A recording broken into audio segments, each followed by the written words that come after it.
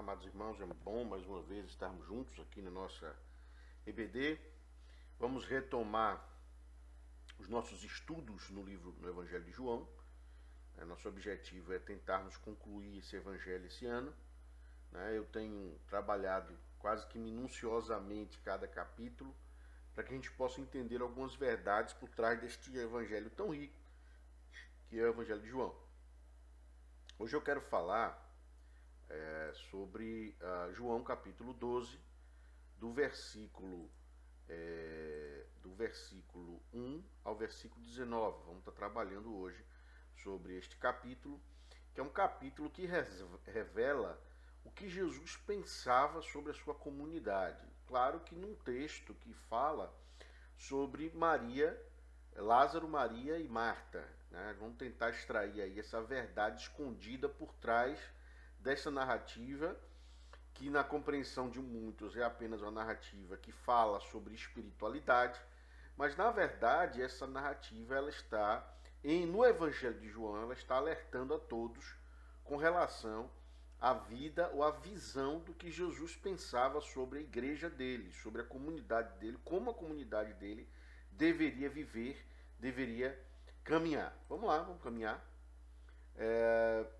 Aqui estão alguns princípios ou elementos que eu tirei do texto. Jesus estava começando a montar a sua comunidade, e a comunidade de Jesus ela chegaria ao seu ápice, ou digamos assim, a sua construção, em poucos dias. Por quê? Porque que construiu a comunidade de Jesus? Foi a sua morte e ressurreição. E isso fez com que todo o processo de identificação dos indivíduos que seguiam Jesus se fortalecesse ainda mais e o grupo ficasse mais sólido, digamos assim, na crença. Claro que a igreja, enquanto igreja, ela irá surgir anos depois, né? Mas a comunidade de Jesus ela começa com os 12 discípulos, que se amplia para mais 12 apóstolos posteriormente, que se tornam testemunha, mas se amplia ainda mais fortemente com aqueles que seguem a Jesus, aqueles que abraçam a causa e vão se transformando em seguidores plenos de Cristo. A comunidade de Jesus ela é formada por pessoas que estão sedentas por Jesus, que querem abraçar Jesus e que querem fazer parte desse reino que ele está proclamando, que ele está anunciando durante todo o seu ministério. Então, o que a gente pode perceber, o texto diz que está a 6 dias da Páscoa. Nós estamos aí numa semana decisiva para a ressurreição, a crucificação e a ressurreição de Jesus.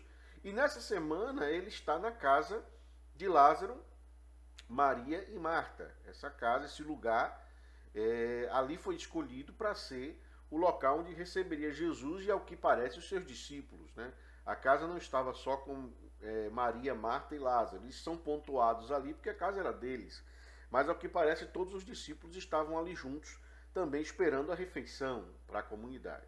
Mas nesse modelo de João, eu quero deixar bem claro para vocês que o Evangelho de João nem sempre o que parece porque o Evangelho de João ele tem uma perspectiva simbólica muito forte, que traz para a gente algumas leituras metafóricas da verdade por trás dos fatos, digamos assim, que são colocados.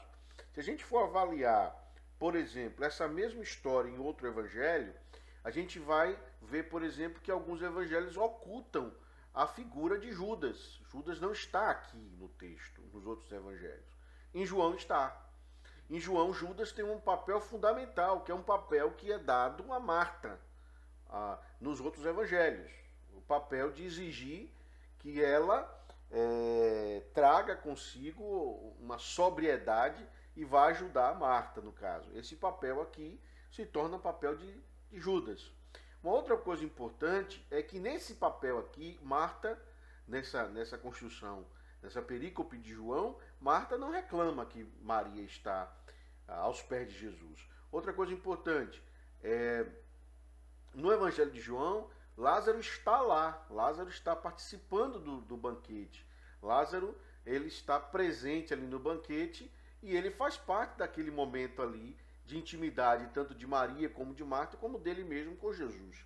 Então, Lázaro tem um protagonismo nisso, que que nos outros evangelhos não vai apresentar. E uma coisa importante é que nesse evangelho de João, no evangelho de João, Maria faz aquilo que nos outros evangelhos, ou no próprio evangelho de João, uma outra mulher faz. Perceba só, que é deitar de perfume aos pés de Jesus e enxugar com seus cabelos. Essa caracterização de adoração que se inicia em outras narrativas e até em outra narrativa no próprio Evangelho de João, também se repete aqui e dessa vez feita quem faz é Maria.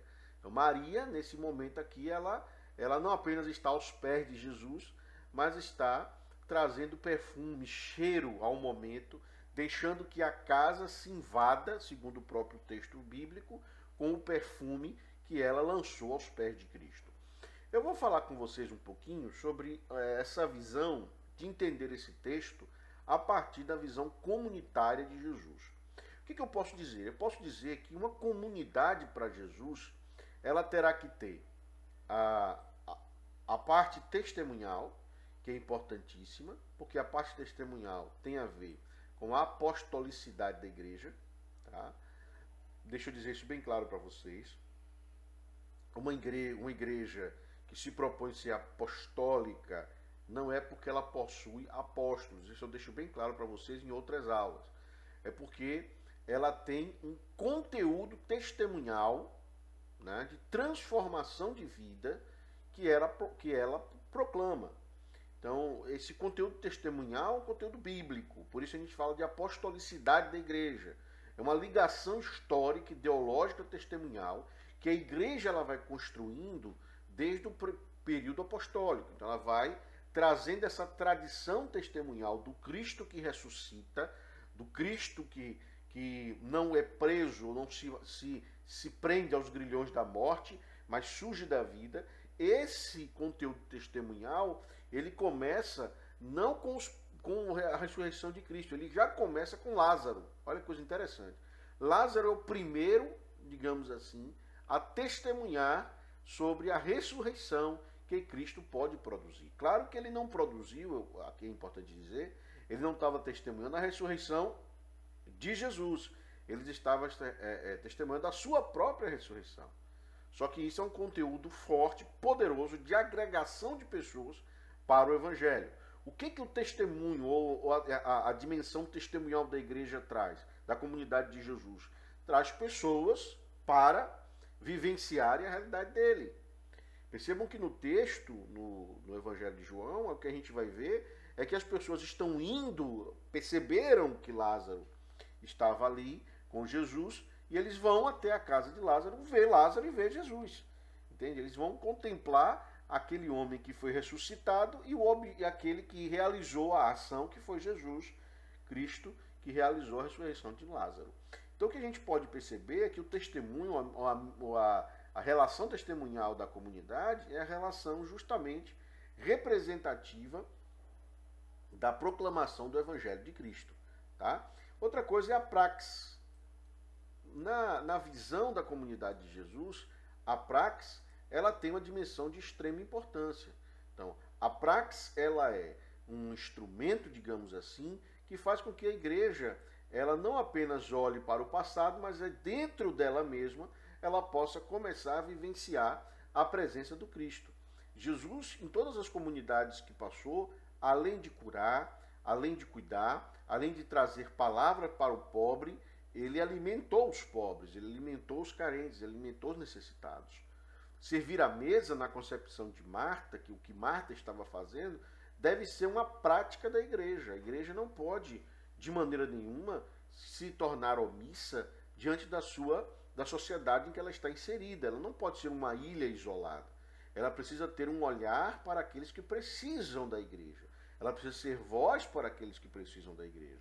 E Marta, na sua prática de serviço, e essa é interessante dizer, que Marta, aqui neste momento, ela nos traz essa dimensão de serviço, ela está demonstrando que a igreja ela precisa estar apta para servir. Ela precisa se comprometer na relação do serviço. E isso é interessante demais. Outra dimensão, que aí Jesus coloca como uma dimensão maior, é a dimensão da adoração. Por que a dimensão da adoração ela se torna a dimensão maior? Porque é o objetivo central de toda a igreja. Toda a igreja, ou toda a comunidade de Cristo, ela está ali como elemento de adoração, né? Ela está ali como uma ação de adoração.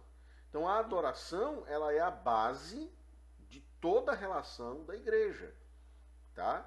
Testemunhal, praxis, esses elementos aqui, eles são complementares à ação maior que é o ato da adoração, tá? A adoração que Maria realiza é uma adoração espontânea, não é uma adoração regrada, não é uma adoração que se importa, digamos assim, com os lucros ou os débitos, ou as dívidas que irão gerar a partir da sua ação. É uma adoração que está totalmente entregue a Cristo, né, no seu ato de louvor e de glória ao Senhor.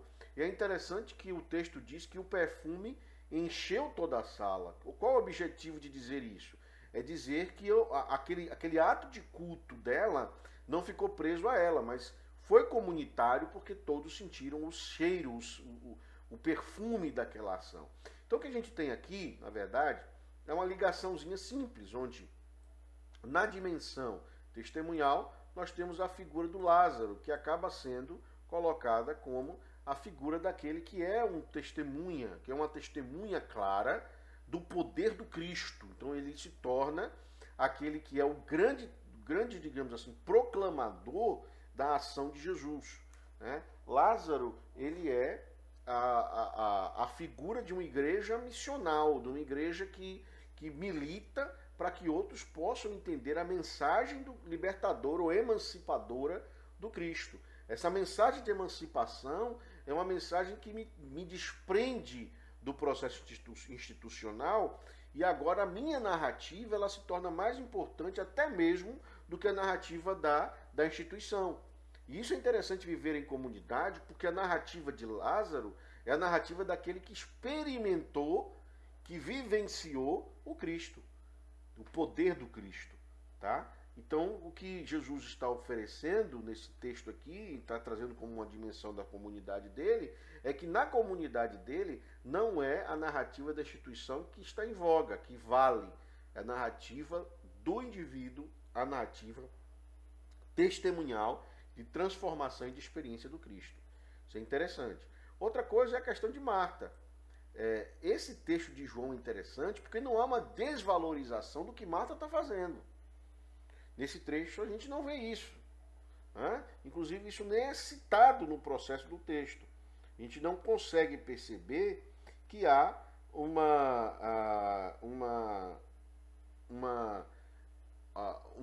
deslocamento onde Marta é colocada como aquela que é ativista, como nos outros evangelhos é colocado, mas a Bíblia diz, nesse texto de João, que ela servia.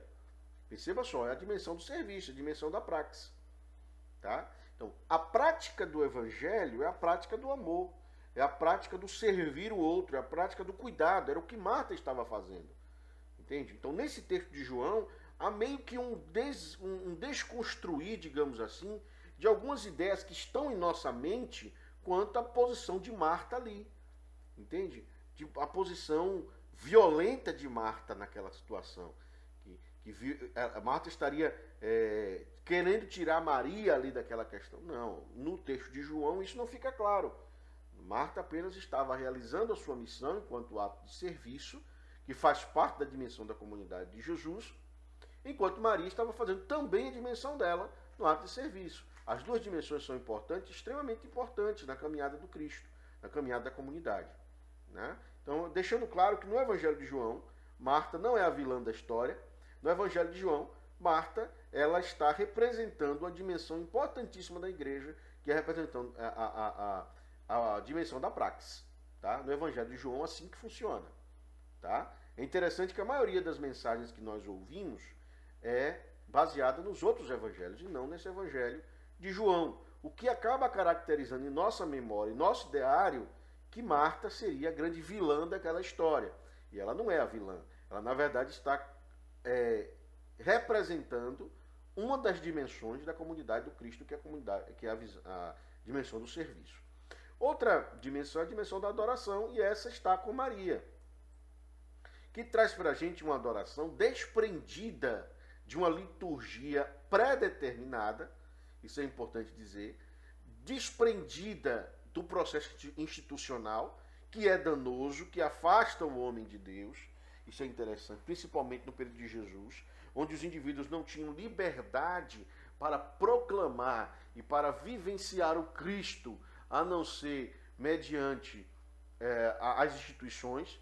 E aqui Maria quebra essa relação e decide adorar a Deus, o Deus presente, o Emanuel que estava ali, de uma forma diferente. De que maneira? Com perfume, com seus cabelos, com aquilo que ela possuía naquele momento.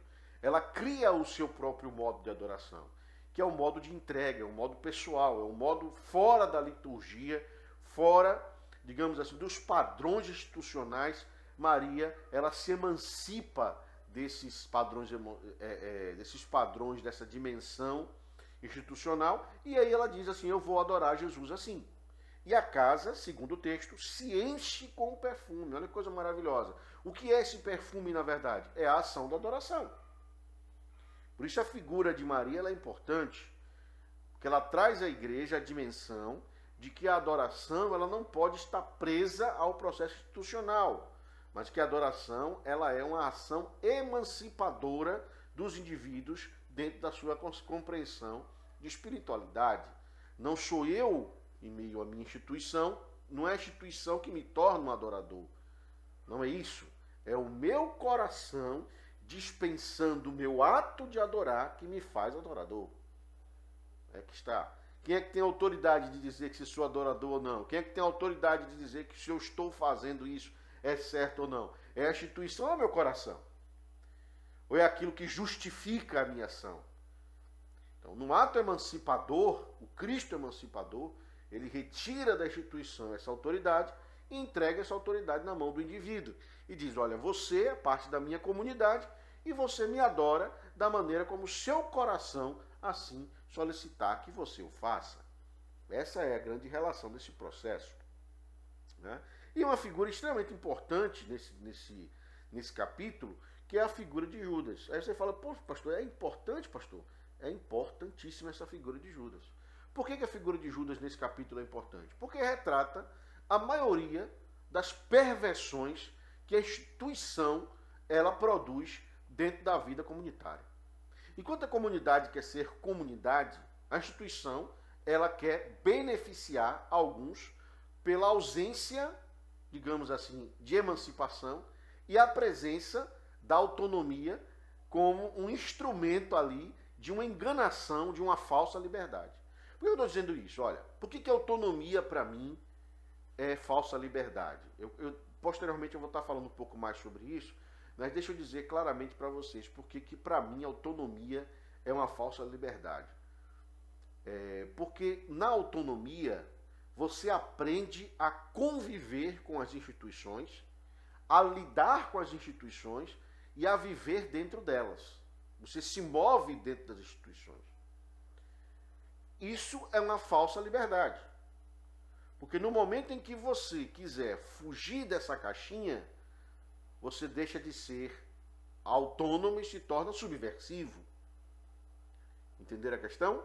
Então, se você quer fugir, quer botar a sua cabeça para fora dessa caixinha, você deixa de ser autônomo e se torna subversivo.